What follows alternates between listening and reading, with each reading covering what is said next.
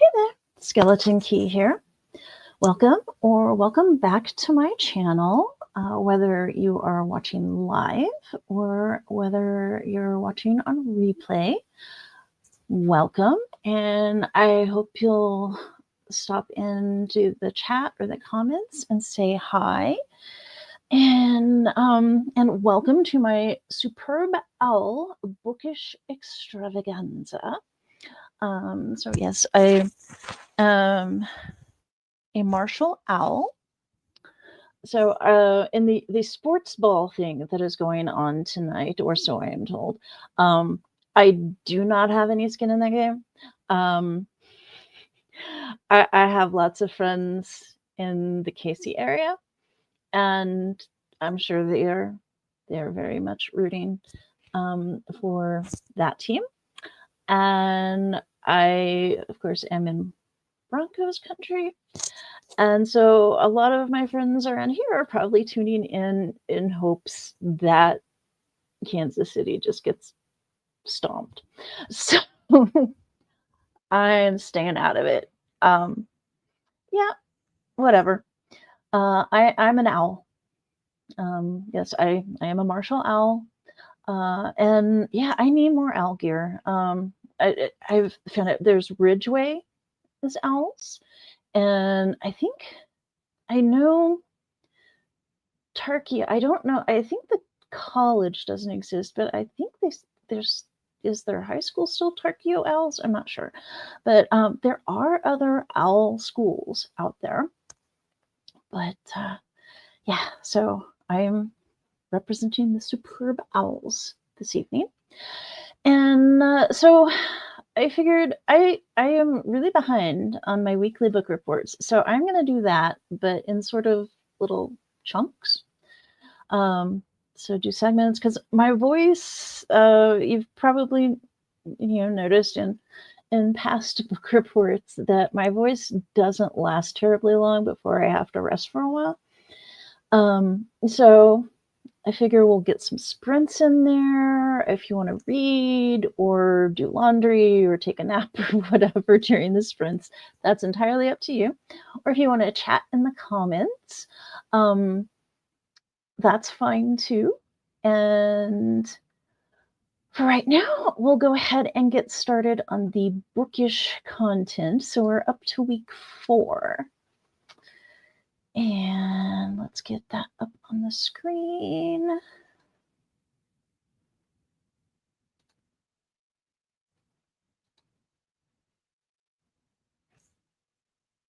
Oh, I've got it backwards. Oh, well, I can change that really quick. Let's start over here at Peach Blanket Homicide. So this I read for the Alphabet Soup Challenge, but I don't remember if this was actually my B book for, titles starting with the letter B. But I do know that this was for the monthly mini challenge.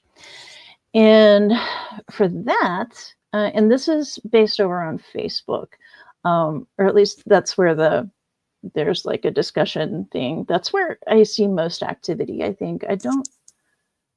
I don't know if there's anywhere else other than the blog that it originates from, where you actually go to sign up, and there is a sign up form and everything, and there are monthly prizes. So there's a mini challenge every month, and this month's was a little complicated.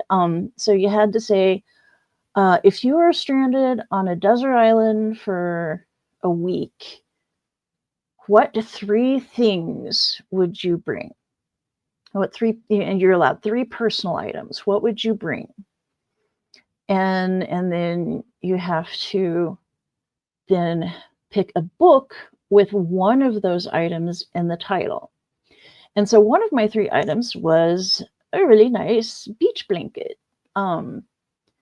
Because if you're a hoopy fruit, you've got your towel with you. So, but, I didn't figure towel would get me really good search results. So I said beach blanket. I'm like, there's got to be beach blanket books. And here's one. And I found this on Hoopla. And I'm pretty sure this is by Maggie March, and I'm pretty sure that Maggie March is an actual human being. Apparently, Hoopla is coming under fire from librarians because the librarians are not allowed to curate Hoopla. And so they have to like take it all or nothing. They can set a price limit for the rental or whatever. But they can't say, oh, only books that aren't AI slop, essentially. So there is in Hoopla's catalog a lot of AI slop, and I'm pretty sure I have found there are a few things that I've read, and I think I've commented on them here, that are AI generated, and pretty much worthless. So, but it listed a few author names that I've gotten freebies from, like on BookBub or whatever. Like Riley Dark was an author name that was listed as being not a real person, presumably, because they've got no digital footprint anywhere, and yeah, there are a bunch of clues. Oh, and I think somebody found a author photo, and it was very obviously AI generated. And it's like one earring, and it had, it was weird. It was like half cut off or something. So anyway, and listed, and so I started checking some of the freebies, and it's like, yeah, that's probably AI generated. But anyway, I'm pretty sure Maggie March is a real person. I could be wrong, but just judging by the book, I give it 4 stars. I thought it was pretty good. There's a few little police procedural things, but then even some of those police procedural things, but then somebody would come back and say, I can't use that evidence, duh. And so some of it, she came back and fixed it. But anyway, it's okay. So Lucy is a human lie detector. Her rescue dog Paco is a ghost whisperer. It's not super clear that this is supernatural when you read it. And I'm not sure how I felt about that, but actually her Lucy's abilities as a human lie detector are pretty explicable. She's just very, very observant, and she's got a gift for noticing tells. So, and figuring out tells really quick. So she's not necessarily psychic. And then Paco, the dog, is a ghost whisperer, and that's probably a ghost whisperer, but that's never really confirmed in the book. But it's suggested that that's probably the case. But also Paco could just be a really smart dog. So anyway, somebody that Lucy has some words with ends up dead, and Lucy's the prime suspect, and there's a new cop in town, and yeah, of course, she has to fall for the hot cop, but it's not, I don't know, I thought that was actually handled pretty well. And then, yeah, there's a lot of stuff. It's a cozy murder mystery. It is set on a beach. Does it say where exactly?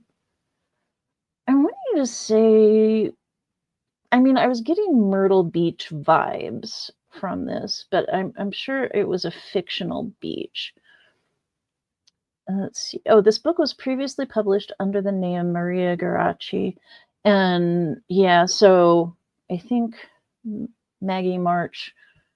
Yeah, I was looking at it, and it seems pretty clear that yeah, she's that's her. Maria Garaci is, I think, her primary name, if not her legal name, and then Maggie March, she's written other stuff under. But this was enjoyable. It wasn't anything special or fancy, but it was enjoyable. It was a fun beach read, and there was a beach blanket. Uh, there's a costume contest having to do with in the plot, and of course, several people were dressed as Annette Funicello, and yeah, beach blanket. There you go. Okay, so how we learn to be brave, decisive moments in life and faith. And this is the bishop who called out our leader, such that he is. And yeah, I have not followed that super closely because I just can't stand to look at the man, and I can't stand the sound of his voice. So, but the Episcopal Bishop of Washington put out this book several years ago, and then I noticed it started making the news shortly after the whole dust up with Trump, and a bunch of people were like, "Hey, let's put this on the bestseller list." So I went out and I bought a copy. Well, I didn't go out. I went to Libro FM and bought a copy and listened to it. And a lot of you know, I'm not super religious, but I did grow up in the Protestant church, and I don't know, judging by this and what is his name? Does it say here? Because she does quote the other guy whose book I listened to a while back. Anyway, I can't. Michael Curry, Bishop Michael Curry. So I think I probably was meant to be an Episcopalian when I was a churchgoer, and I have been to the cathedral in Washington D.C., and it is amazing. And yeah, but this, you don't really have to be religious to appreciate the message here, and it's and there were several parts of it that were surprisingly relevant to me in my life, and that I hadn't really thought about in these terms of, you know, bravery and, you know, being decisive. And this is definitely, it's not very long. This was 201 pages in hardcover. I listened to it. It was a few hours long. Well, I listened to things pretty quickly, but I do want to like take this opportunity to point out that reading is political, and you know, I don't really like to get political on my channel, but these are really strange times. Very, you know, they keep saying unprecedented, and unfortunately they are actually pretty precedented. We know what's going on. We know what's going to happen if it doesn't get stopped. And it's not just Trump. It's everything. It's a much bigger thing than Trump. So I would say, you know, literacy is one thing, and you know, books are being banned. That's not a hoax. That's, you know, not a myth. It's not, oh, this is America, you can't ban books. It's like, they're doing it. They are doing it. They're defunding NPR. They're defunding PBS. Well, they say they are. of course, it's the whole shock and awe thing. Who knows what, and who knows what is meant to distract from what. But what it boils down to is figure out what you care about and get vocal. Let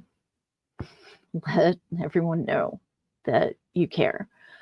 I have, there's a new edition of On Tyranny out, but that's another topic.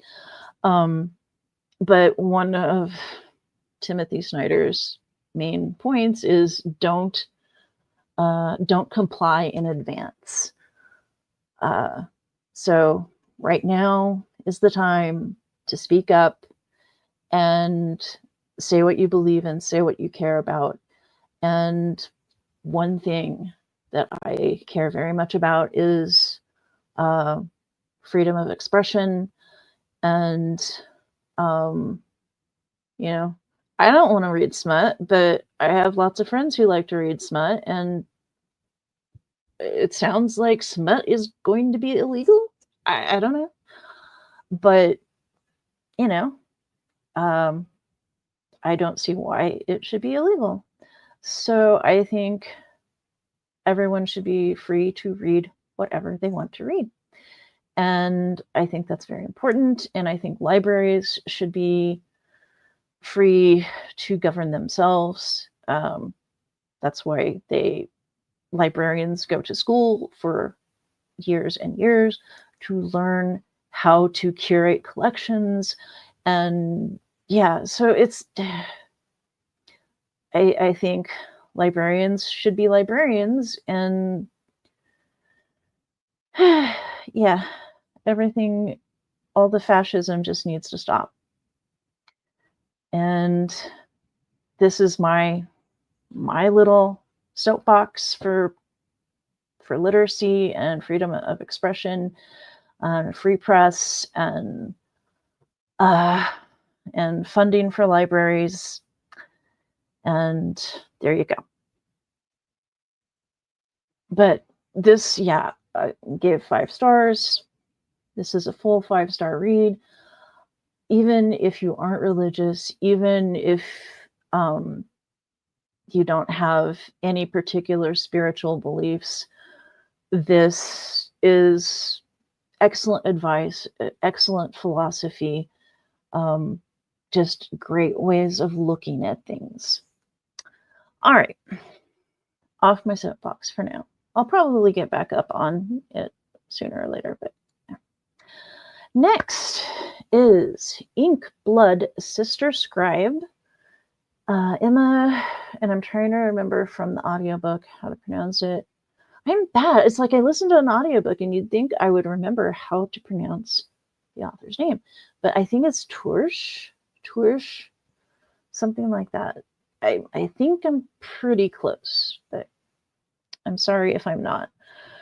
And this I read for Strange Worlds, and we actually have not discussed this one yet, so haven't had that.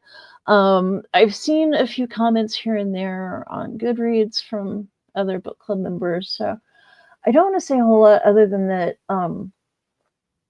I enjoyed it.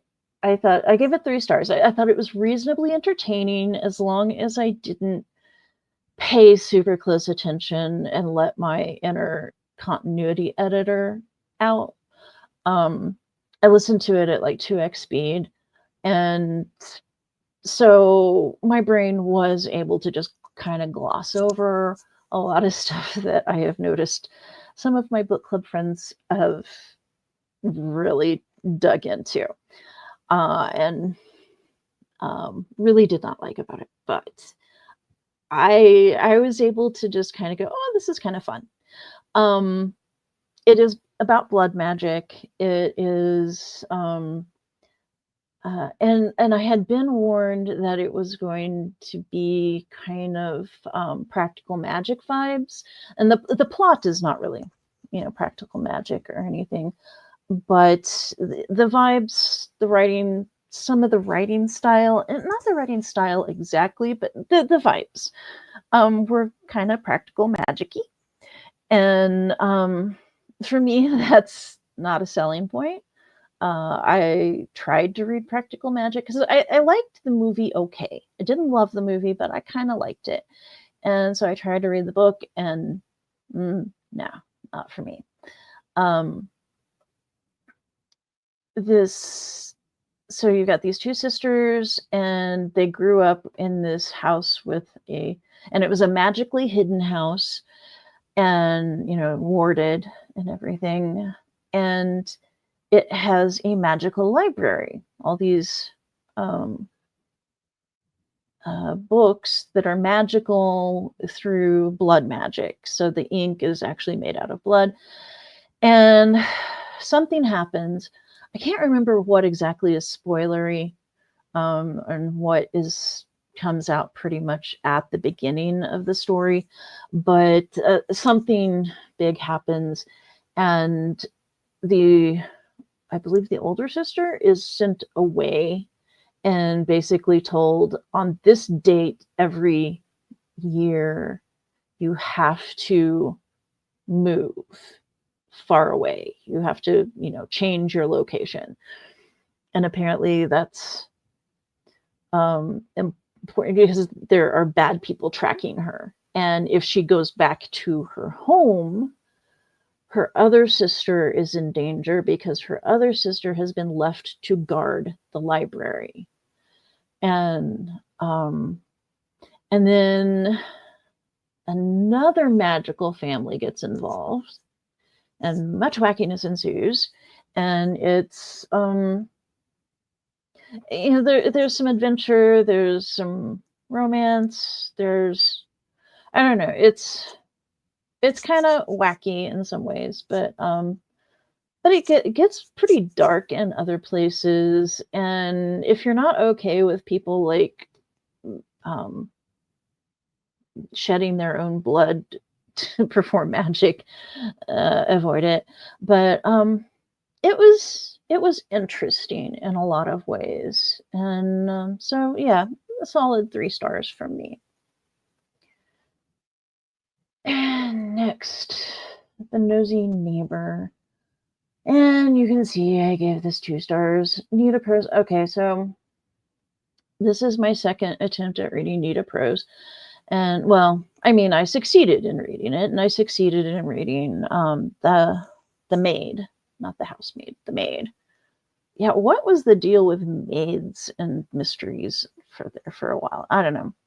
But anyway, if you remember when I read The Maid, I wasn't terribly pleased with it. I thought it was okay in a lot of ways, but kind of not okay in others. And her writing style just really kind of grated. And this, yeah, the writing style is not my thing. I do not care for Nita Prose's writing style. The plot was pretty predictable. I mean, I don't want to spoil it because it's really short. It's not even an hour long, and 29 pages on Kindle. And if you've got a good guess as to what's going on, you're right. And a lot of it is obviously telegraphed for humorous effect. But there are other twists that I think were not supposed to get till the end, but I thought it was pretty obvious. Yeah. Anyway, as you can see, 3.36, which is pretty low for Goodreads. So, and let's see, then we come to The Fall of the House of Usher, a graphic novel. This one, I don't know how to rate this, because it's 3 things in one. Okay, so first, it does contain the entire story, Edgar Allan Poe original story, The Fall of the House of Usher, which is, yeah, that's a 5-star read for me. It's every time I reread it, I notice something else. And And especially after reading What Moves the Dead by T. Kingfisher, a lot more stuff really kind of comes forward, and makes me appreciate the T. Kingfisher book a lot more. And I mean, and that one I had problems with because of all the myco horror. Yeah, I have problems with myco horror. And that's a me thing. I know. But yeah, there it is.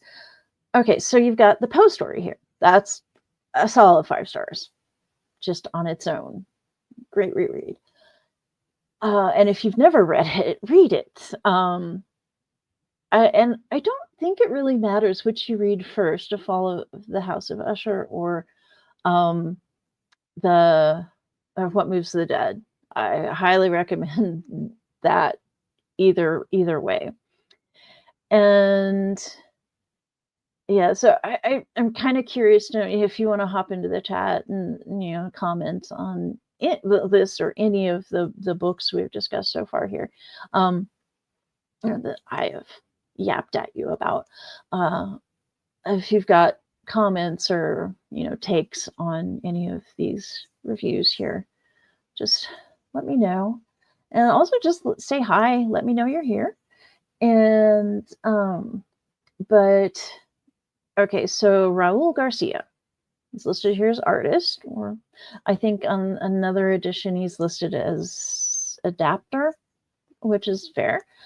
Because what he did was originally he adapted this Poe short story into a short film, which I have not seen. I have seen a very short trailer of it on YouTube. So if you search for it, that's what you'll find. Every now and then, I guess you can find the whole thing before it gets taken down. And I guess for a while it was on Amazon Prime, but it's not there now. As far as I can tell, it's not actually on any platform at the moment. So, and it was actually part of I think a 4-part film.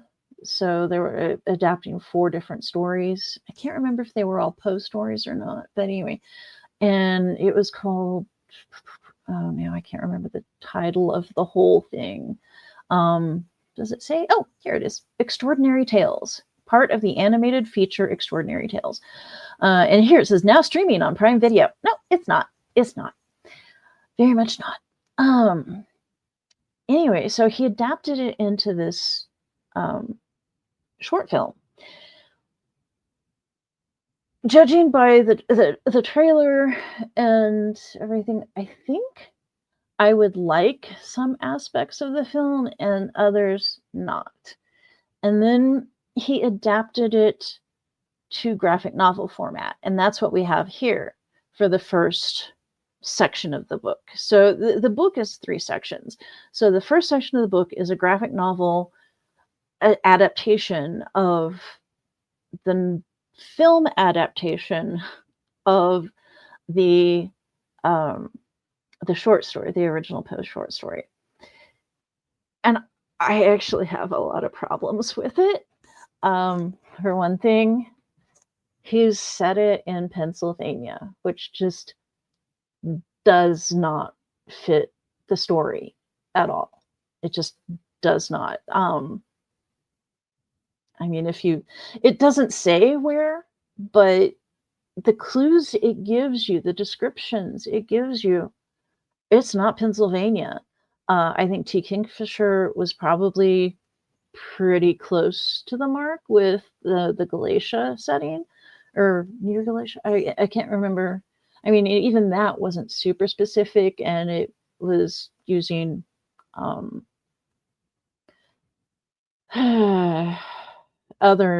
older names, archaic names. But if you take the stuff that's in T. Kingfisher's What Moves the Dead and do a little bit of research, you'll find kind of sort of where she set that. And I think that was probably pretty close to where Poe intended it to be set. Uh, so that's a problem. And then the characters, the visualizations of the characters just did not fit. And maybe that's because I have What Moves the Dead in my head, because I think I did read What Moves the Dead first. Um, I don't think I ever read. Well, no, I know I read the Fall of the House of Usher, oh, decades ago, but I didn't actually remember anything about it. So for some reason, that initial reading never really stuck in my head. So it wasn't until I read What Moves the Dead, which how many more times can I say that? um, but until I mentioned that, then until I read that, I didn't really have a firm grasp as to what was going on. So, yay, T. Kingfisher! This is why you're probably my new favorite author. Um, let's see. But yeah, it was. I mean, and you can tell just from the cover art that it's. I don't know. It is really interesting artwork, and some of it is, especially like the scenery bits, absolutely gorgeous. I think it's mainly um I don't know, the when they get the characters involved that I'm like, this looks kind of Disney-ish. Um, I kept going to, I don't know. Oh, and the second section of the book is actually some examples of, sketches and stuff from the work on the film, and also adapting, how he adapted it from film to comic book or a graphic novel format. And that was really interesting just from a sort of a filmmaking aspect. So, if that interests you, that's definitely worth looking at, and kind of explains some of the quirks in the graphic novel edition. So, I won't disrecommend this. I just say be prepared to have your your views challenged, or to challenge Raul Garcia's views. Have your say, I don't like your vision, Raul Garcia, although I do like a lot of his art. So, um, but it does contain the entire short story. If you just want to read that and call it good. Although there are other places to get that if that's all you really want. And oh my, I think we are at the end of week 4. Yes, that's the end of week 4. So, and I probably should take a break about now. So yeah, I do see we probably do have a few people in here. It's a little hard to tell on StreamYard because its numbers never jive with YouTube's numbers. I don't know why. But if you want to just say hi, and since it is Superb Owl Sunday, I will ask the question if, and I'll put this in the chat, if you had an owl familiar, what kind of owl would that be? And I'll let you go to that in the chat, and I will start the Pomodoro Kitty.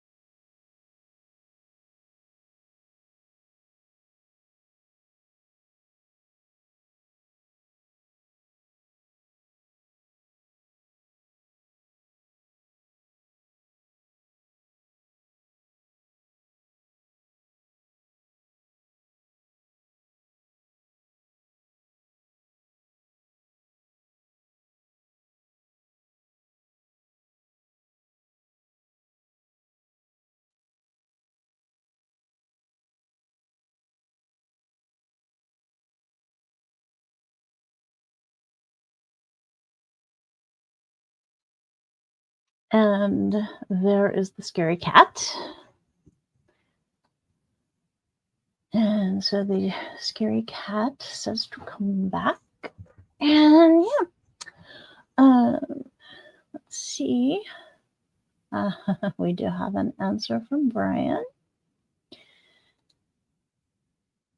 Brian would like an imaginary owl, please. Okay, so what kind of imaginary owl do you imagine your owl to be, Brian?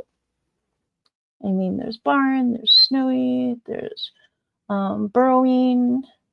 I mean, there's all sorts. But yeah.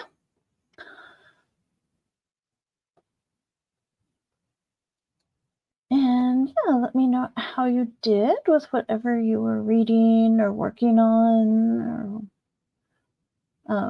I did pop into Facebook real quick, and my Kansas City friends are not happy. So I don't know exactly what that means, but probably has something to do. An imaginary self-cleaning owl. Okay. Okay. Well, that's what pellets are, cleaning. Yeah. And they do like baths. Owls do, at least some of them. I don't know if it's an individual thing, that just some owls like baths, but oh well. So let's see. I guess we could go on to week 5 of my book reports. And week 5 was busy for me. And that is the week of the 27th of January. So that takes us through the end of, and actually it just goes through the end of January for me, because apparently I did not finish reading anything on the 1st or 2nd of February. And that actually happens a lot, because I'll get a bunch of stuff finished before the end of the month, and then I start new things, and I'm usually reading several books at one time. So that's usually the case there. Now, let's see. I think I need to change. Okay, let's stop sharing this. And change to my week 5 settings.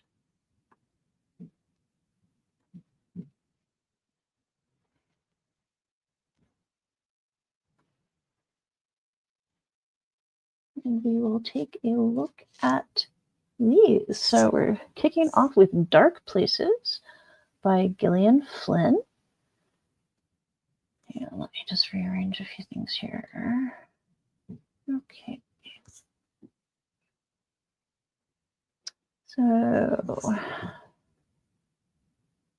Dark Places by Gillian Flynn. This is, I think, the 3rd Gillian Flynn book I've read. I read Gone Girl. I actually really appreciated Gone Girl.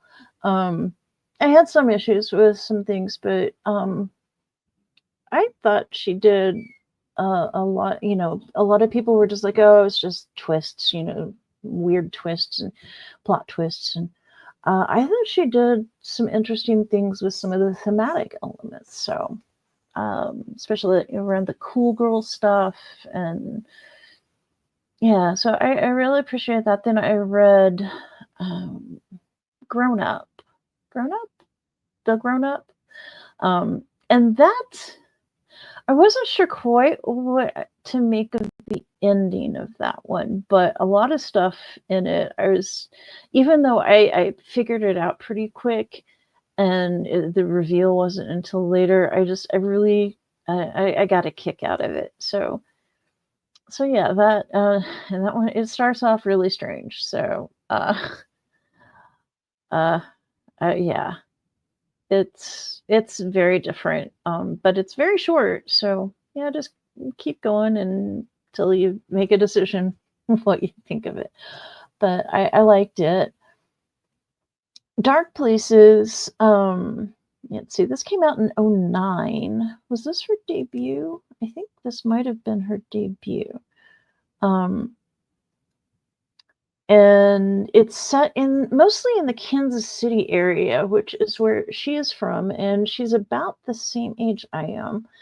And so the 1985 setting of this, it's a dual timeline going back and forth between 1985 when this awful murder happened, or killings. Libby Day was 7 when her mother and 2 sisters were murdered in the Satan sacrifice of Kinnicky, Kansas, which I felt that whole murder scenario, it felt to me very influenced by In Cold Blood, which I would be interested to know if that is actually the case. So I thought that was interesting, especially being set in rural Kansas like that. And anyway, so 25 years later, she's the 7-year-old sole survivor of this horrible murder. No, she's not the sole survivor. Her brother survived, and her testimony put him in jail for the murders. So he's still in jail. And she's, she's been living off of life insurance, her mother's life insurance, and gifts from strangers who felt sorry for this little orphan. Well, she's not an orphan because her father is still alive. He's just not a great guy. And we do meet him, and she ends up going back and talking to her brother for the first time in decades. And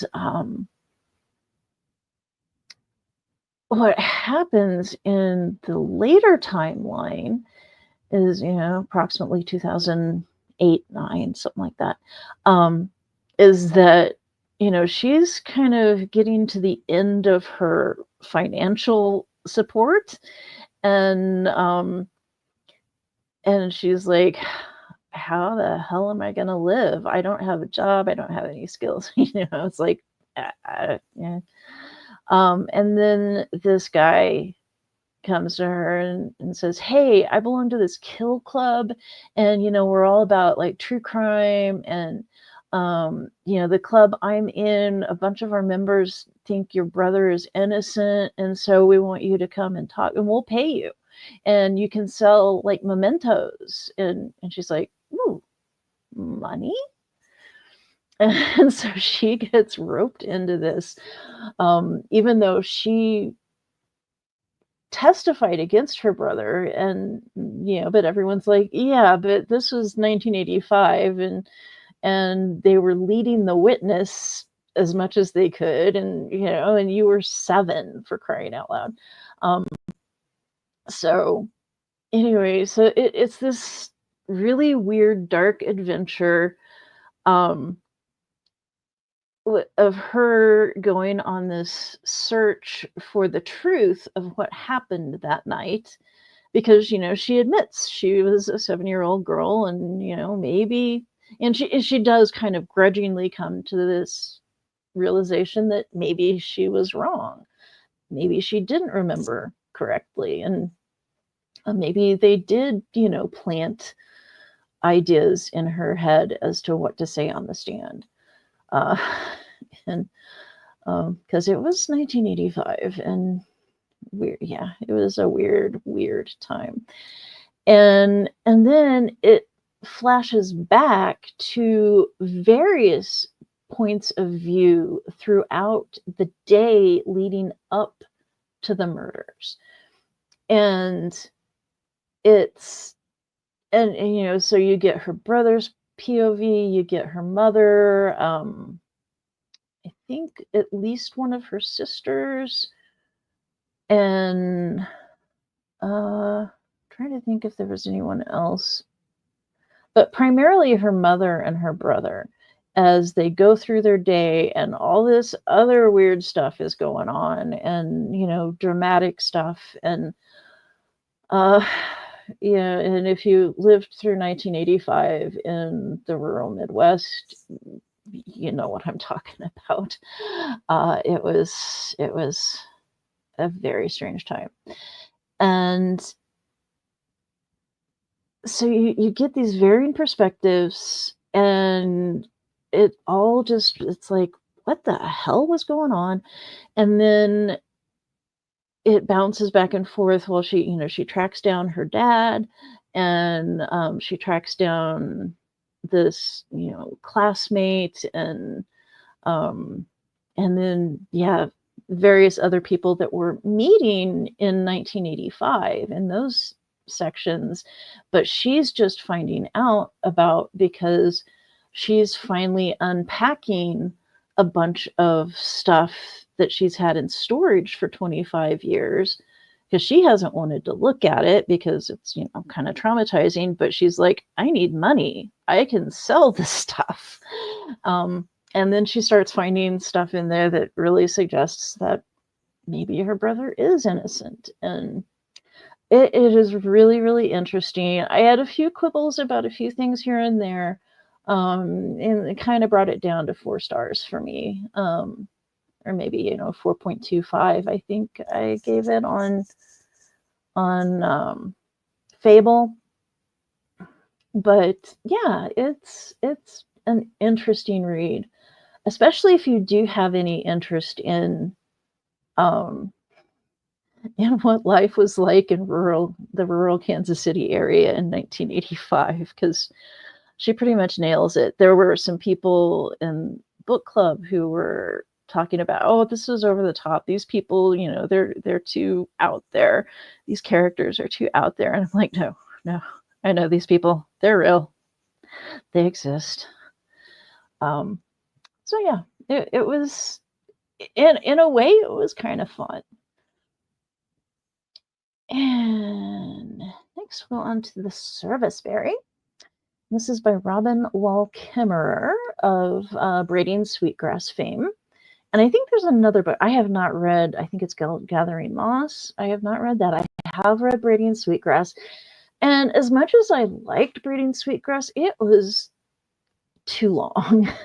Every time I'd stop and I'd realize, really? That's all the farther I am in this book? Yeah, it was, I would not recommend Braiding Sweetgrass as being your first reading experience with Robin Wall Kimmerer. I would recommend this. It's how many pages? 128 pages. And a lot is packed in here. Yeah, how to orient our lives around gratitude, reciprocity, and community based on the lessons of the natural world. And yeah, there was a lot of stuff in here that I found really interesting, in that it shows up how inaccurate some of my college textbooks were, because she talks about the potlatch, and my takeaway from a cultural anthropology class in college was that potlatch was this weird dominance thing of conspicuous consumption, and according to Kimmerer, it's very much the opposite. It's all about sharing and reciprocity, and balance, and and it's anti-hoarding as opposed to hoarding. And really, this really made me look at a lot of stuff that I learned in college in a really different light. And also, well, okay, even when I was in college, yeah, I could recognize that economics was bullshit. It was just total bullshit. And I was just like, oh, God. And because I had actually intended to major in, well, I was majoring in French, but I was going to get a minor in economics. And then I was going to they've had this program where you did you transfer, let's see, it was a 3-2 program with Thunderbird, and which is like an international business school. And is or was, does it still? I have no idea if it even still exists. But anyway, you would do 3 years at Drury, and then you would transfer to Thunderbird for 2 years, and then you would graduate with a master's degree in international business or relations or something. And so I was planning to minor in economics, and then I took Econ 201 and said, nope, this is bullshit. Not doing this. And so one thing she talks about is, she's like, I'm not an economist, but, I understand these economic concepts, the kind of stuff they teach in entry-level classes in college. And, this tragedy of the commons is like, why do you make these assumptions? It's like, we had commons for, the indigenous peoples. We had commons for forever and didn't have a tragedy of the commons. So why do you think that's the natural outcome? So apparently it's, greedy white people. Capitalism, yay! So this is very much, and also I learned that the service berry exists. I had no idea. The service berry is this pretty little berry that is apparently very tasty. And so, yeah, now I have to find a service berry. And they've got other names, and I can't remember what they're called, but this is, and so, this is a solid 5-star review for me. And as you can see, a lot of people agree with me. It's got a 4.42 on Goodreads. So, yeah. All right. And now, another hoopla find and this was, I read for Annuary. Because, and this is the Ben Reads Good challenge. I don't know. I'm gonna have to look that up and see. There's a challenge, and then there's a different theme. It's sort of like Genreland. And this, you have to read a book by an author named Anne. And I was gonna read Anne Lecky's Ancillary Justice, and I got towards the end of the month, and it's like, nope, I need something short and quick. So I hopped on Hoopla and found this by Ann Chambers. Touchdown treats, quick and easy dip and cheese ball recipes for a winning party. As far as I can tell, Ann Chambers is a real person. Writes a bunch of cookbook kind of things. And they do seem to actually be, I read through the recipes, they do seem to be actually workable recipes. Some of them are really super simple, and that's sort of the point of this, is that, oh, hey, I can put a party together on short notice with, stuff that I have in my fridge. I mean, I don't know that everyone has cream cheese in their fridge and pepper jelly in their pantry, but one of them is brick of cream cheese and slather a bunch of pepper jelly all over it. And I've done that plenty of times. But it does have some more complicated, more more interesting recipes that still don't take a whole lot of effort. They're still pretty quick and easy. And cheese balls, who doesn't love a good cheese ball? But yeah, they're but unlike there's another one, and I think I ranted about it here. There was another recipe book that I got. I think it was free on Amazon or BookBub or something, and it was an Instant Pot cookbook. But apparently whoever just like skimmed a bunch of stuff off the interwebs or ChatGPT or whatever they used to put it together. I think it predated ChatGPT. So, but whatever, I think they just copied and pasted a bunch of stuff, anything with the words pressure cooker in it. And, it had instructions like, place the pressure cooker on on the burner. It's like, no. And what temperature to put the burner at. It's like, that would not work with an Instant Pot. That would be really, really bad for your Instant Pot. But this, as far as I could tell, they were all real recipes that, maybe not super fancy or super complicated, but this is something that I could see myself actually referring to occasionally. So, and actually, I don't know that was a Hoopla, because no, I think I already had that on my Kindle. So that was probably actually not a Hoopla find, but a BookBub thing. So, but I'm pretty sure it's not AI.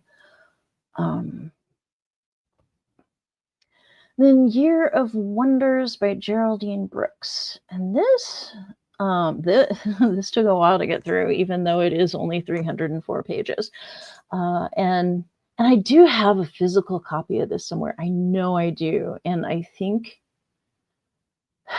I have this and a couple other books and a couple shirts that have gone missing and have stayed missing. So I think my Poltergeist was at it, and from about, I think that was 2 summers ago. And so I think my Poltergeist was really active then, and just hit a bunch of stuff. So I actually expected it to turn up once I got a library copy of this book, but I listened to it on audio from the library. But no, that did not happen. So I don't know where those books and those shirts are. I don't know. But this is a plague story. And it's really grim. And in some places it's downright gruesome. And in some places it's downright horrific. But it is, and it starts a year after, okay, so the fateful year of 1666, and which is a plague year, and it starts at the end of the story, and it's like, okay, this is a snapshot of what things are like now that these people are back from fleeing the village, and everything is a mess. And then it takes you back a year, and it's like, and then spends a year. It's like, this is how we got to that. And it starts with this boarder. So Anna is the main character, and Anna has a boarder who is a tailor, and he gets a shipment of cloth. And one of the bolts apparently is infected with the plague. And I think he seems to understand that, yes, that's how it came there. So his dying instructions are, because he contracts the plague and he gets really, really sick and dies, but his dying instructions are burn it all. And of course that doesn't happen.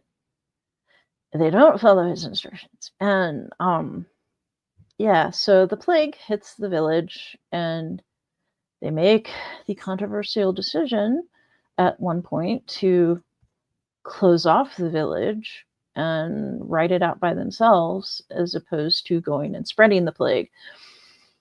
And anyway, Anna ends up becoming sort of the de facto healer and midwife and everything of the community. And this is her story of everything that she has to deal with and throughout that year. And then we get to the point where the book started, and then we get a little bit more and an epilogue, and So the structure was really interesting, and I think worked really well for this book. And it was based on the true story of a village in the rugged hill country of England, it says here. Iam or Iam, I'm not sure how that's pronounced. And yeah, this I read Horse by Geraldine Brooks, and I liked it, but I didn't love it. This was just really impressive. So yeah, I gave this one 4 stars. It's probably a little bit higher than 4 stars. And I don't know, maybe it's just squeamishness. I'm not sure why I put it down to 4 stars, but quite possibly just squeamishness on my part. So that's a me thing. But and some things about her writing style, sometimes they kind of at me, but for the most part, I really appreciate her work. And let's see, Persuasion by Jane Austen. And I listened to this for January, which is reading Jane Austen. And this was the group read. And I think this was her last, I think this was even published posthumously, but this was her last complete work. And it's a second chance romance, which I do generally like a good second chance romance. I think, and I only gave this 3 stars because I think it's just a factor of, because I was trying to do the immersion reading. I had it, so this Amazon Classics, it was on Amazon Prime, and you could do the whisper sync with the text and the voice, and text and voice with the text, the Kindle and the Audible versions. And so I sometimes have a real problem with narrators who have certain kinds of English accents, usually female, but not always. But there's a certain range of accents that either put me to sleep or just I zone them out. And I think this was one that I just zoned out a lot. And so I was constantly lost, but a lot of times I didn't have the Kindle version handy to go back and forth like I had intended to. So I think this is one that I would probably will reread at some point, to try to gain a greater appreciation of it, because I have a feeling that it is, at least that I would consider it better than a 3-star read. It's just, I don't know, maybe I had it at the speed too fast. Maybe I was in too much of a rush to get it finished before the end of the month. But for whatever reason, I just didn't click with it, at least with this edition. So I might try just reading, and I know there are annotated editions out, so I may try to find an annotated edition and read that, because I think I would enjoy reading an annotated edition. So I will probably do that at some point. And now I do have 2 that I can show you. All right. So we have Navigational Entanglements by Aliette de Bodard. And this is a standalone. So I did not realize when this first came out that this was a standalone. But I was over on Blue Sky and following the author on Blue Sky, and she was talking it up, and I was, when I looked at the cover, that is an amazing cover, and I'm like, oh, January for Genreland the theme is snakes, and guess what? there's a snake on the cover. So I thought this was just perfect. And it's sort of a mystery, it's sort of a romance. It's set in this really weird, fantastical outer space. So it's space opera, but this really bizarre world. And then you've got this cosmic horror element, a tangler, which is nobody knows how to really. It's a horrific being. A tangler has gotten loose, and so this team of mostly youngsters is they have to go find it and save the because if it's loose in the traffic lanes, shipping lanes, navigational. Yeah, so these navigational specialists, navigators, have to go find it and neutralize it, kill it, whatever it takes. So it's interesting. It is. I do always feel a little bit of a distance with her characters, and yeah, and sometimes I feel like I have a hard time getting a handle on some of the world building, but it's like, yeah, Tangler, you're not supposed to understand it. And and my voice is starting to go, so I will shut up about this and just tell you really quick that I read The Salzburg Connection by Helen McInnes, and it's set in Austria. They're Nazis. It's actually set in the 60s, but there's this Nazi treasure chest that's hidden that only a few people know about it, and then this other guy comes to Salzburg on business, and he gets pulled into this hunt for the treasure chest, and much wackiness ensues. It's very 60s. It's very Cold War. It's I mean, as long as you know what you're kind of getting into when you go into it, yeah, it's pretty enjoyable. It is what it is. And with that, let's see. Let me do a little rearranging here.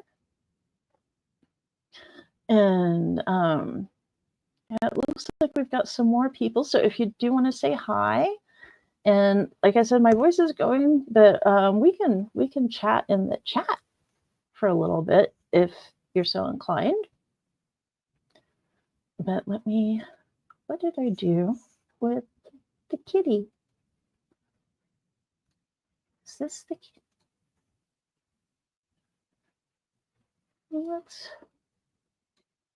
There we go. All right.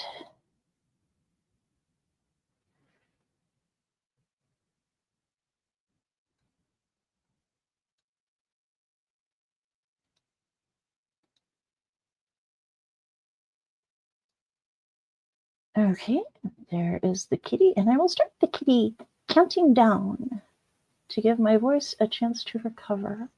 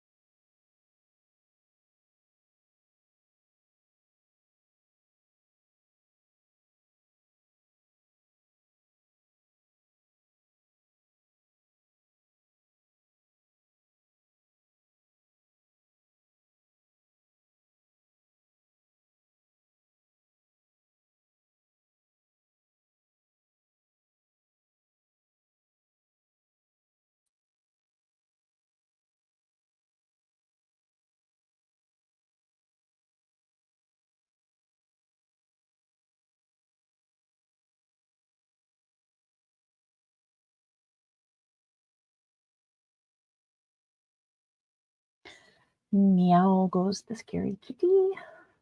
Yeah, I always, even when I'm expecting it, I jump. Okay, welcome back.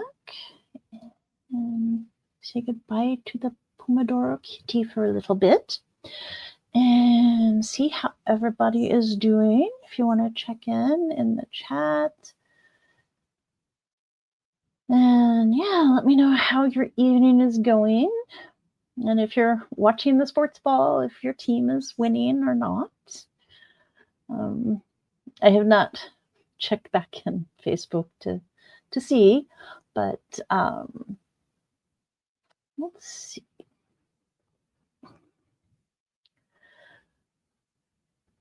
Got a couple other things to talk about. Yeah, I was gonna kind of look ahead and oh no, I still have. Okay, I don't have a lot to talk about in week. Which week is this? 6? Yes, week 6. So we're talking about the week of February 3rd, ending tonight. I don't think I will get anything finished tonight. So that just leaves me 2 books to talk about. So let me just get the screen back up. And we will talk about them. As well as some of the challenges and readathons and book clubs and whatnot. Okay, so here we go. So the first one up is London Seance Society, which I finished a little bit ago. Yep. Let's see. And this I read for the Haunted Victorian Book Club. And here you can see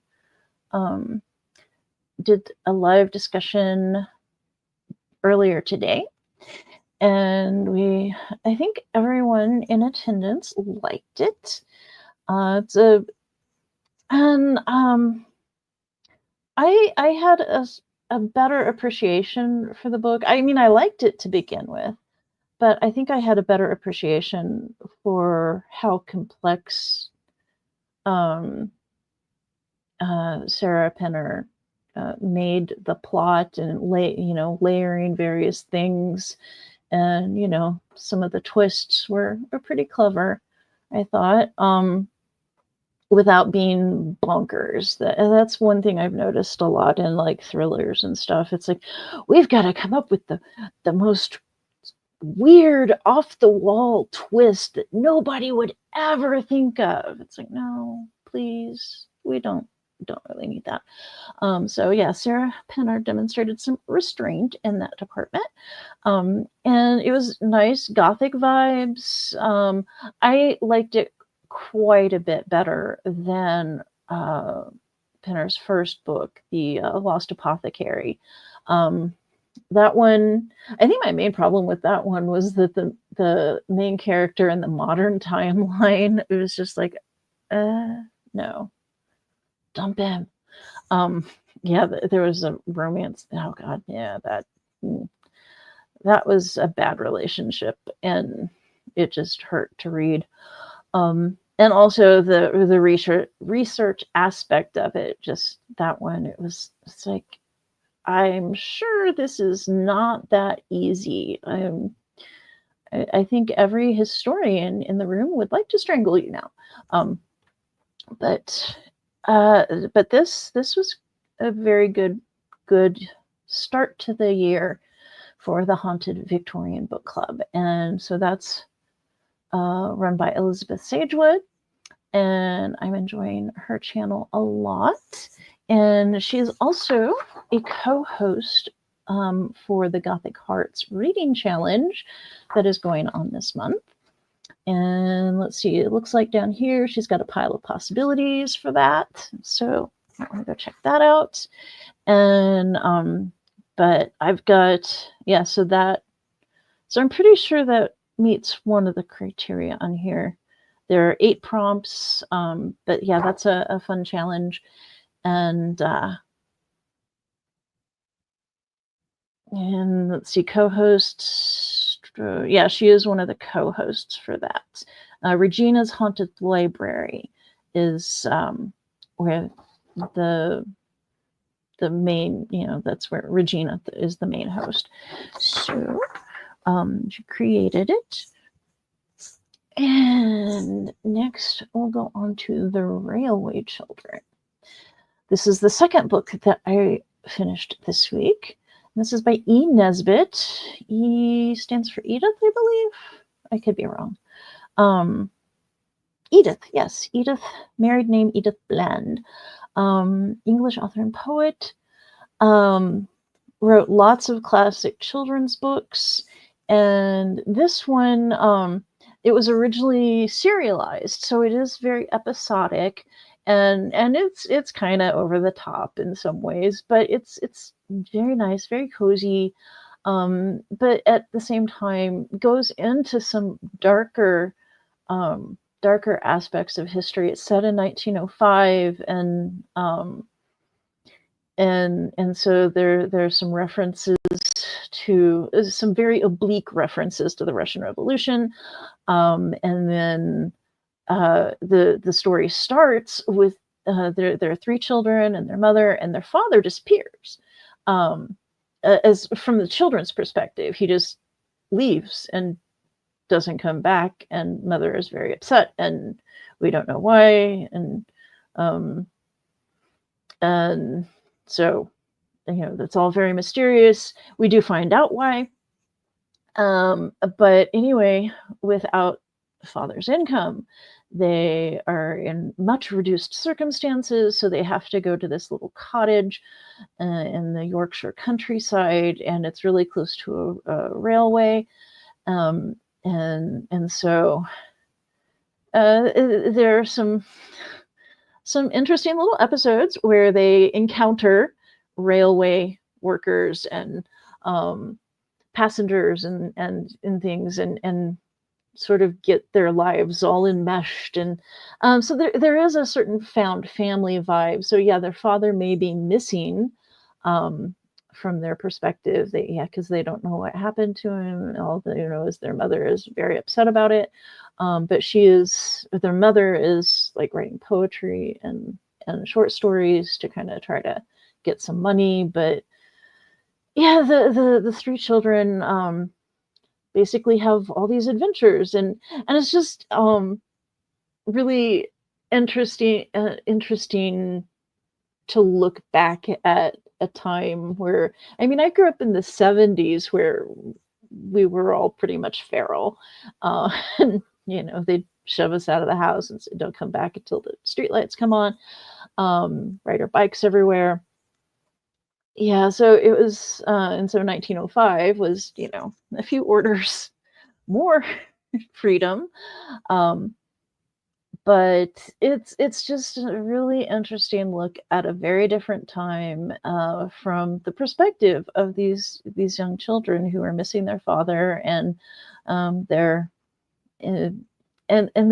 really sweet kids, and even though they don't always behave the best, things work out all right in the end. And yeah, that's all I'm going to say about that. I recommend it if you're looking for some early 20th century kid lit. You could do a lot worse. I like E. Nesbitt stuff. It's very different from the sort of things that get published, well, gosh, even 30, 40 years ago. It's very different. And anyway, the reason I read that was for Filmtastic February. And that is a February readathon run by Ani at Obscure Book Adventures. And so there's a different prompt each week, and the prompt for week 1 was, let's see, can I read this? Fiction novel turned into a film, or novel about film and filmmaking. And she had mentioned in her video, Bury Your Gaze, and I thought, oh, I have that, I should read that. But it was a little long for the time frame that I was dealing with. So I realized, oh, hey, they made a movie of The Railway Children. I have not seen this movie. I gather they moved it to I'm not sure when it came out, but I gather that they moved the action of the story to like the 1940s. And so all of the kind of intrigue stuff that might have been to do with the Russian Revolution in the book is now to do with World War II in the movie. And so I have not seen it, though, so I cannot tell you if it's actually any good. It seemed, I think, to have a pretty decent rating on IMDb, but I don't really know what that means. And let's see, have I picked out things for the other weeks? Prompt week 2, nonfiction biography or autobiography of someone working in the film industry or for TV, or nonfiction book about the film industry. So I think I might go with, I think I've got something by Ellen Cumming. I'm sure I have something. Ooh, I have My Life in France by Julia Child. That might work. But anyway, there's, let's see, week 3 is a novelization or movie or TV tie-in. And week 4 is to read a fan magazine or a film magazine. So might have to head to the bookstore for that and see what they have. Because I don't think I've got anything like that. But so and she has 2 co-hosts. I don't. Yeah, but if you go to, let's see, where is it? Here it is. Her Filmtastic February announcement. She'll have links to her co-hosts' videos. And then, oh, I forgot to mention The Fall of the House of Usher. I read that for Nevermore, which is a very short little readathon to encourage the reading of Poe. And let's see. Oh, before we do that, let's see. What is it? Is The Railway Children a special edition of some kind? I see it's marked as $1 despite being out of copyright. A special. I'm not sure what you mean by a special edition. It's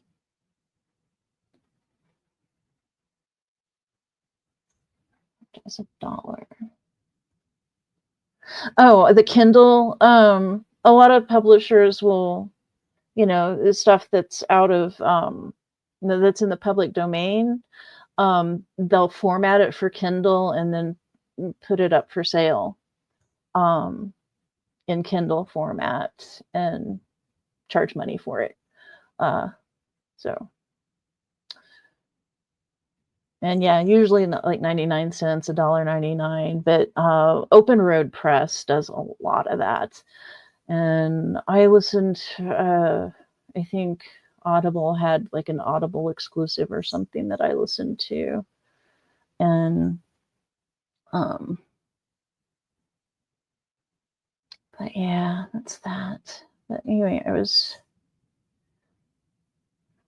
all right, let's see, The Fall of the House of Usher. Yeah, that was part of Nevermore, run by Kat at Kat's Novel Adventures. And Kat keeps me really busy.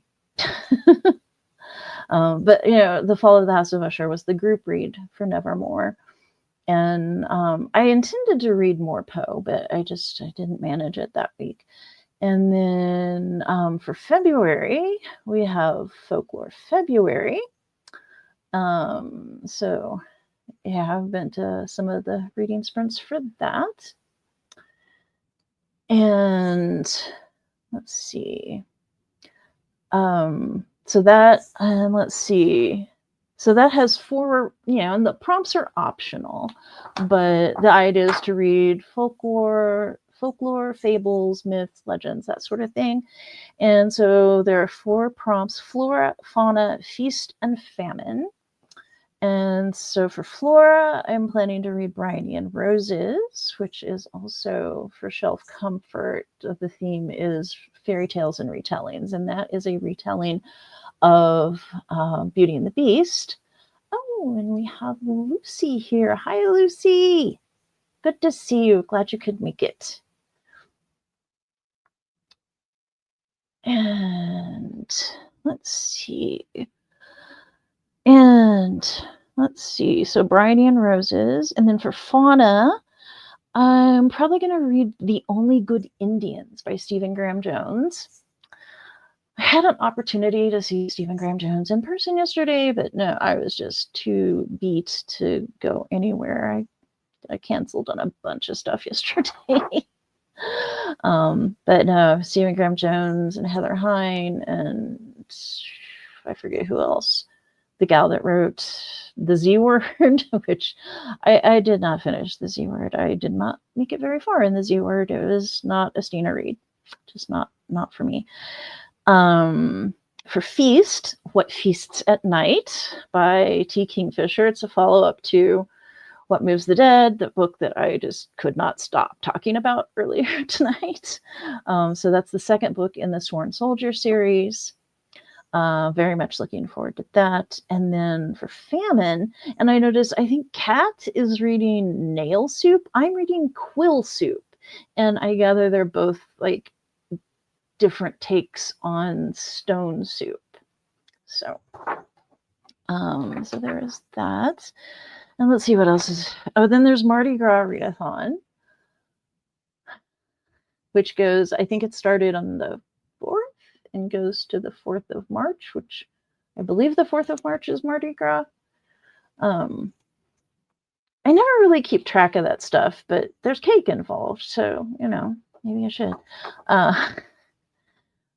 And that is being hosted by Lori over at Books, Ink, and Paper, and Kat is co-hosting on that or doing some sprints. And but yeah, here we've got all sorts of Mardi Gras stuff, and a bunch of different prompts for that. And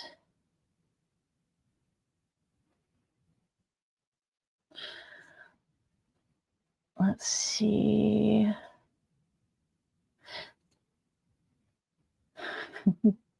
Cake. Oh, so yeah, car, cake, not car. So cake. Yeah. So I mean, there's king cake, and yeah. So I'm not Catholic, so I didn't grow up with Mardi Gras and Ash Wednesday and all that stuff, and I evidently didn't grow up with king cake, and so I was well into adulthood before I encountered this, like at an office party or something. Somebody's like, "Oh yeah, I'll bring the king cake, and if you get the baby, you have to bring the king cake next year." And I'm like, "What? Huh?" And yeah, so I learned about king cake, and but one of the prompts is read a book about cake or with cake in the title. And so for that, I am listening to Black Cake by Charmaine Wilkerson. And let's see. Yeah, and I've got a bunch of other things. I'm also, it had to go back to the library for a while. As soon as I get it back, I'll be finishing up The Light Pirate. By, was it something Dalton? Libby Dalton? No, I can't. Anyway, and I have not enjoyed that author in the past, but it was recommended to me, and so I'm reading it, and it apparently has a Gulf Coast setting. It's in Southeast Florida, but there's a hurricane, and 25% into the book, we finally have a protagonist. Awesome. So maybe something besides the hurricane will happen, but I don't know. Oh, see. What is king cake? It's let me see if I can find a picture of it online somewhere.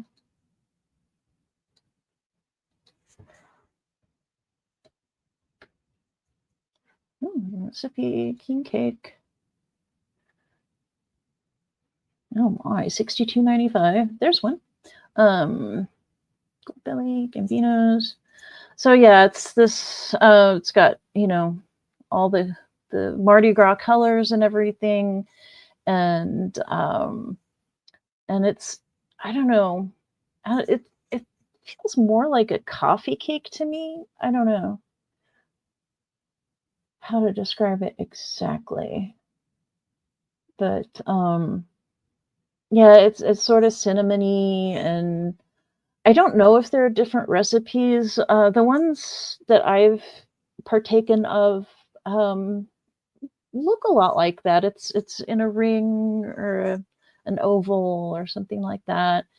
And apparently there's a baby hidden inside, and you just have to be very careful when you bite into it. And I guess some places they won't do the baby or they wrap it separately. I don't know, but because it's considered dangerous. But yeah. Yeah. So um so I'm not from that part of the country, so yeah, it's I guess it's supposed to be the baby Jesus, I guess. Maybe I don't, because it's a Catholic thing, so I guess it has to do with the baby Jesus. Even though it's not Easter, but it's part of I I'm not sure how that works. I'm the wrong person to ask. I was raised Protestant, so we didn't do a lot of this stuff. Okay, yeah. Um, but I think you can get them without. I don't know. I do not know. I think you can get them without the baby, whatever that's worth. Um, but yeah, I just, and I have to think that most of us probably do have traditions and things that just sound totally bonkers to anyone outside of that tradition.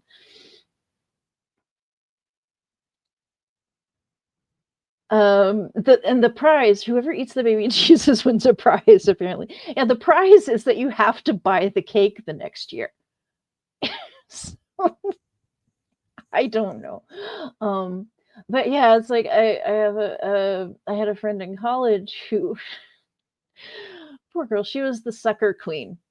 Um, she came from a town where fishing for sucker fish was a huge deal, and they'd have these huge fish fries with sucker fish, and they'd have this festival, and they'd have this festival every year, and they'd crown the queen of the festival, and she was the sucker queen, and yeah. Oh, that poor girl. Um, where I grew up, we had the corn husking queen and Miss Merry Christmas, and yeah. So a friend of mine in high school, she was Miss Merry Christmas, and she was the corn husking queen, and but she was also the lard queen, because cooking with lard is a very important part of cooking with lard is a huge part of rural cooking in the Midwest and the South. Missouri is one of those really weird places. It's like it's the Midwest, it's Southern, it's Northern, it's St. Louis. I hear described as having Northern charm and Southern efficiency. Uh, and then Kansas City is a Western cow town, and St. Louis is the gateway to the West, and we've got the Santa Fe Trailhead and the Lewis and Clark Trail, and So it's, and the Oregon Trail, I think, started in Independence. And yeah, so it's, Missouri is just this weird nexus of weird. Missouri is a very strange place. But let's see. I do have a few other things. I don't have anything pulled up for them yet, but let's see, and I'll go ahead and quit sharing my screen. There we go. But yeah, poor Nessa. I feel, but she got used to it, and it was just this kind of joke among everyone.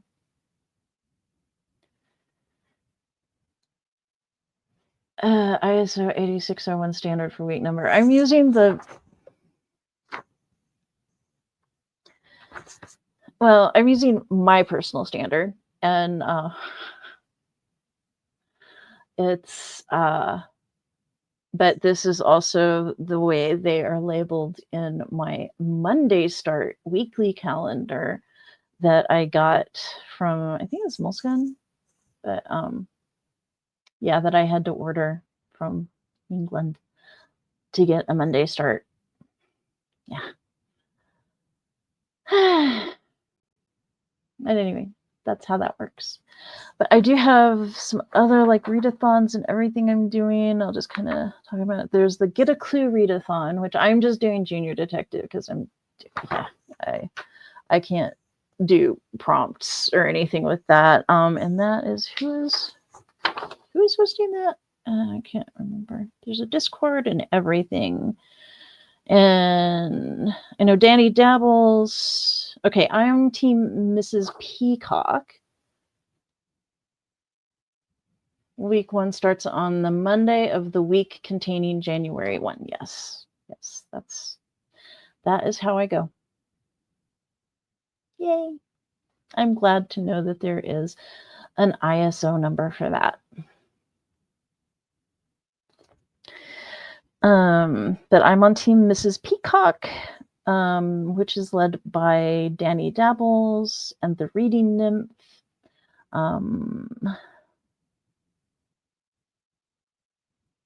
But yeah, there's if you want to do the complicated version, yeah, there's like you go from room to room. Each room has a prompt, and then you get clues, and whoever's in the lead gets a bonus clue. And it's very complicated, and it's like, I'm just a junior detective. I'm just going to stay out of that because that sounds way too complicated for me. Let's see. Oh, there's Mardi Gras.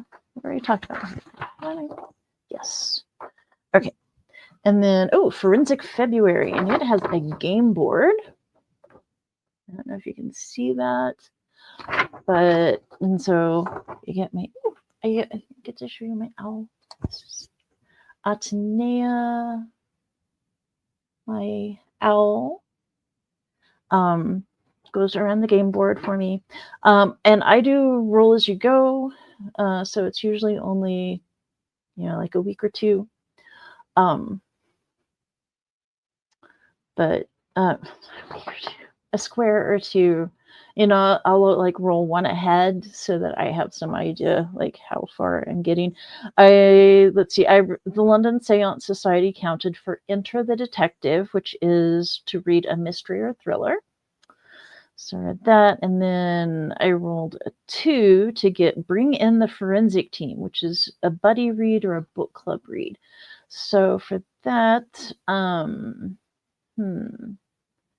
remember what I decided on for that.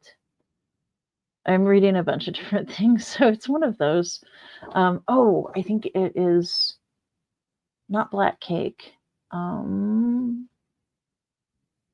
The one, the Lions of Fifth Avenue, which is set in a library. So that is Forensic February, and that is, oh gosh, this doesn't say. Chloe's Crime Scene Corner. So that is where that one is based. And then, let's see, so the Read Good Challenge. Ben reads good. is the channel for that. And it's a monthly theme. That's the Annuary one that I read, that book by Ann Chambers, that cookbook. And so February is Flamuary, read a book with fire on the cover. And I've got a mystery book that I've been meaning to get to that has a candle with a flame on the cover, and a cat too, which is good for Cat Readathon, which I'm not actually using. The bingo board is from last year, and this only goes through the 16th, so I better get on the ball. But the idea is to read cat books, whether it's a cat on the cover, cat character, cat in the title. But Lions of Fifth Avenue, lions are cats. They're big cats. I like big cats. And yes, I live in mountain lion country now, and my last words are probably going to be, "Ooh, pretty kitty." And I am okay with that. I am okay with that. But that is, and I don't have written down. Oh, here's it. Cat Readathon. Rasa Slesi. It's it at RASASLASE, and I'm not sure how I'm supposed to pronounce that. I'm sorry, but that is the tag for her YouTube channel. And okay, so that kind of wraps up. That gets me caught up on stuff a little bit. So, yay. Okay, well, anybody got any last comments that or questions or anything they want to get in before I sign off for the night? Got any more ISO numbers for me, Brian? No? Okay. Well, and I have no idea if the sportsball game is still going on. It's probably close to over by now, maybe. I don't know. And I have no idea who's winning. Have not looked. Oh, well, I can do another sprint if you want. I mean, I've got time. It's just I was doing sprints mainly to give my voice a rest, and yeah, my voice is. Yeah, I could do another sprint if you'd like. But yeah, let me find, where'd I stash the kitty? There he is. And I did have a question posted earlier. Let's see.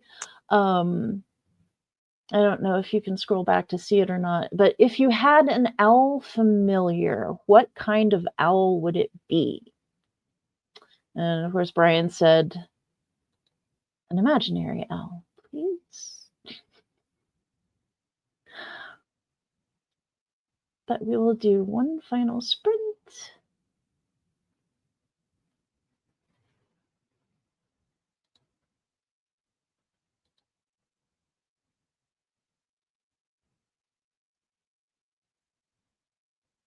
And now, I lost my kitty again. Well, if I do this, he'll have to show up.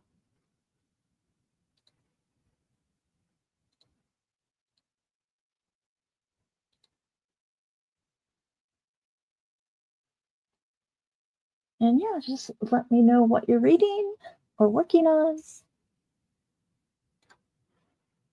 And there goes the kitty.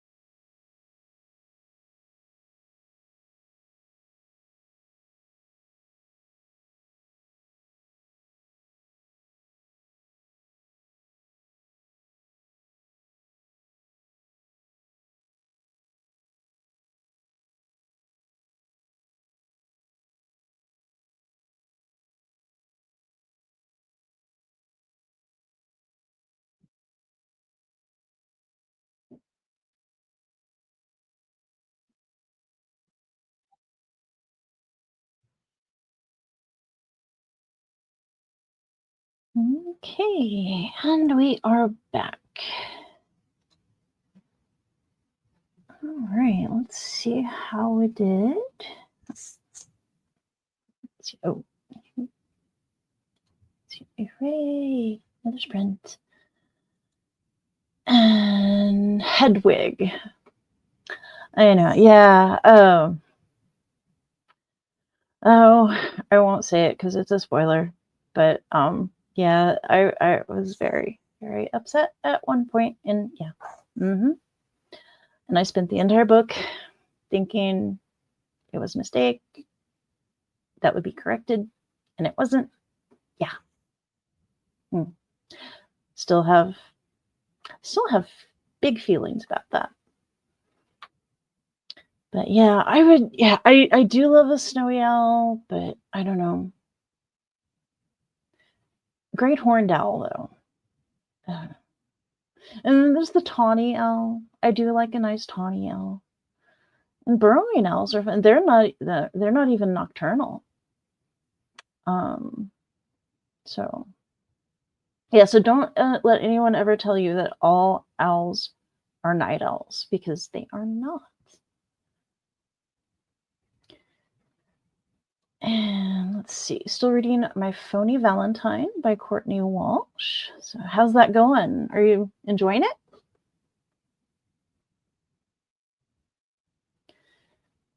Let's see, I got to page 14 in Bayou Book Thief, which is for the Mardi Gras readathon. This is the group read for the Mardi Gras readathon. 32 pages. Way to go. Awesome. Yeah, I made it to page 14. So, yeah. I did have a little peek over at Facebook, and I think it's over. And the sportsball fans in Kansas City are not happy. So I think it probably went very poorly for the Kansas City team. But oh well. But yeah, I'm an owl. So just fly. Silently fly. Yeah, I know.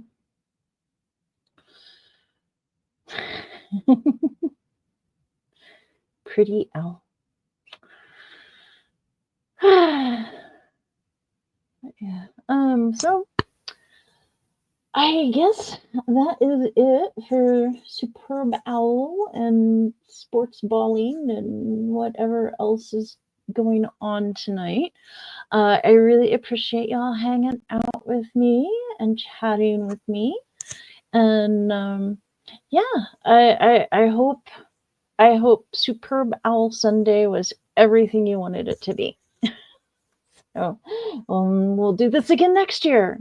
And maybe I'll have some more owl merch by then. And oh, okay. I had forgotten that was a reread. But yeah. But yeah. I'll either have to go visit. I'm gonna have to go visit Northwest Missouri and see if I can get some more owl merch from other schools than Marshall. And maybe I'll wait. Oh, I could go to the Lyceum, and then I could stop in Marshall on my way north. And I'm glad you're liking it. Yeah. Must be liking it for you to reread it. Although I have occasionally tried to reread something that I didn't like before, and sometimes sometimes my opinion does change, but see. She's working on book 3, so I'm rereading books 1 and 2 in preparation of book 3. Aha. Yeah, I've got a few series like that, and I'm trying to decide if I should reread What Moves the Dead before reading What Feasts at Night, because I like the idea of rereading it, but then I remember the myco horror, and I'm like, mushrooms and fungi, and I'm not sure I want to go through that again. So,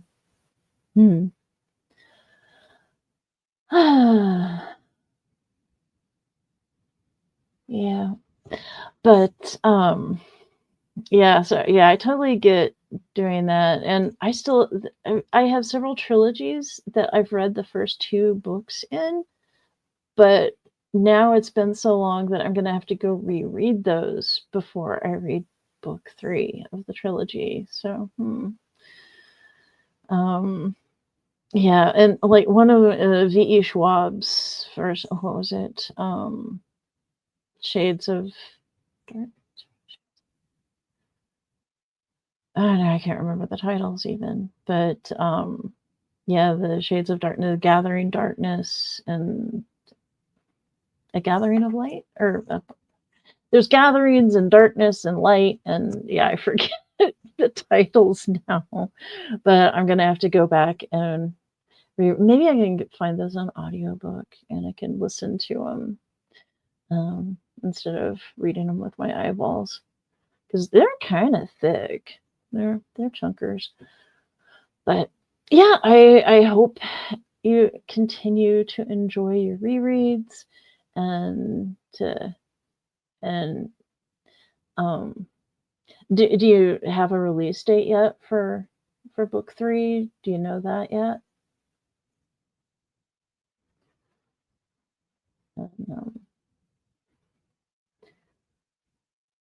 Yeah, it's like I have so much stuff to catch up on that that yeah, I don't know.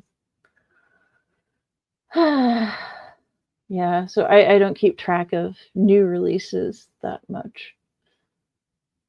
Like, I've got plenty to read already. Doesn't stop me sometimes. But, yeah, thank you for being here. Thank you for joining and hanging out with me and superb owling and everything, and yeah, have a great night. And yeah, thanks to everybody, and I will talk at you later.